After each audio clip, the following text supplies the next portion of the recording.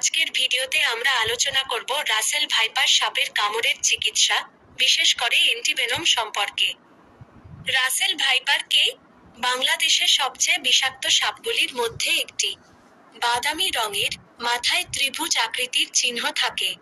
লম্বায় 1.5 মিটার পর্যন্ত হতে পারে। ঘাস বাদাম, ঝোপঝাড়, বনভূমিতে বাস করে।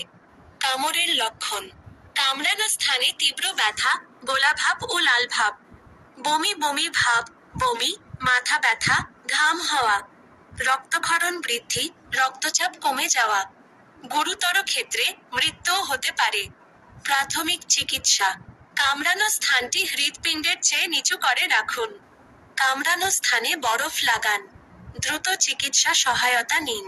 অ্যান্টিভেনম: রাসেল ভাইপার কামড়ের প্রতিষেধক। হাসপাতালে চিকিৎসকের তত্ত্বাবধানে দেওয়া হয়। দ্রুত চিকিৎসা না করলে মৃত্যু ঝুঁকি বেড়ে যায়। প্রতিরোধ: সাপের আবাসস্থলে সতর্ক থাকুন। লম্বা পোশাক ও জুতা পরুন। রাতে একা বাইরে যাবেন না। সাপ দেখলে দূরে থাকুন এবং তাকে বিরক্ত করবেন না। উপসংহার: রাসেল ভাইপার সাপের কামড় মারাত্মক হতে পারে। তাই দ্রুত চিকিৎসা নেওয়া জরুরি। শেষ কথা: আশা করি এই ভিডিওটি আপনাদের জন্য তথ্যপূর্ণ ছিল। যদি আপনার কোন প্রশ্ন থাকে, তাহলে কমেন্টে জানাতে ভুলবেন না। ধন্যবাদ।